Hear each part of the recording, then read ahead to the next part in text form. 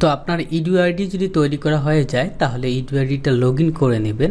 নেয়ার পর হচ্ছে আমাদেরকে সর্বপ্রথম টাকা পেমেন্ট করতে হবে, ঠিক আছে। তো টাকা পেমেন্ট করার জন্য আমরা হচ্ছে এদিকে আসব, আসার পর এই যে আবেদন, এখানে ক্লিক করে আবেদন ফি জমা দিন এইখানে ক্লিক করতে হবে।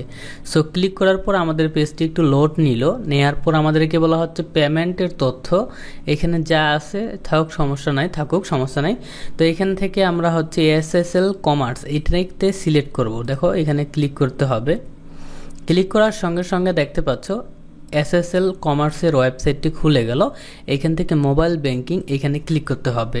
তারপর হচ্ছে তোমার বিকাশে টাকা থাকলে বিকাশে ক্লিক করতে হবে, নগদে থাকলে নগদে, সেলফিনে থাকলে সেলফিনে।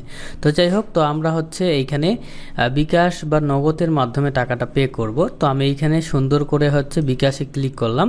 বিকাশে ক্লিক করার পর এই যে নিচে দেখতে পাচ্ছ আমাদের 151 টাকা 98 পয়সা কিন্তু কাটবে, মানে 152 টাকা কিন্তু আমাদের কাটবে। যদি নগদে ক্লিক করি দেখো তাহলেও সেম টাকাটাই কাটবে। তো যাই হোক, যেটাতে আপনার 152 টাকা রয়েছে সেটা ক্লিক করে পে, এই যে পে এইখানে ক্লিক করতে হবে 151 পে 151 ক্লিক করার সঙ্গে সঙ্গে দেখতে পাচ্ছ এখানে হচ্ছে বলা হচ্ছে বিকাশের অ্যাকাউন্ট নাম্বারটি দিতে।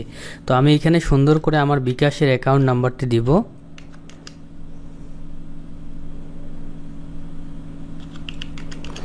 দেওয়ার পর কনফার্মে ক্লিক করবো, আর অবশ্যই বিকাশে 152 টাকা থাকতে হবে।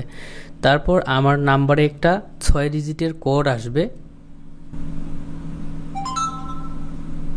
সো আমার কোডটি চলে আসছে, কোডটি হচ্ছে 403223 403223। তো কোডটি বসানোর পর কনফার্মে ক্লিক করলাম। তারপর এইখানে হচ্ছে আমাকে আমার পিন নাম্বারটি দিতে হবে। তো এখানে যদি আমি আমার পিন নাম্বারটি দিই তাহলে কিন্তু আমার পেমেন্টটা সাকসেসফুল হয়ে যাবে। ওকে, তো আমার যেহেতু ব্যালেন্সে বর্তমানে টাকা নেই, তো আমার পিন নাম্বারটা আমি আপাতত দিয়ে কোনো লাভ নেই। তো পিন নাম্বার দেওয়ার পর কনফার্মে ক্লিক করার সঙ্গে সঙ্গে আপনার হচ্ছে যে টাকাটি কেটে নেবে, এবং এই যে স্ক্রিনে দেখতে পাচ্ছেন যে আপনার পেমেন্টটি সফল হয়েছে এই লেখাটা আসবে।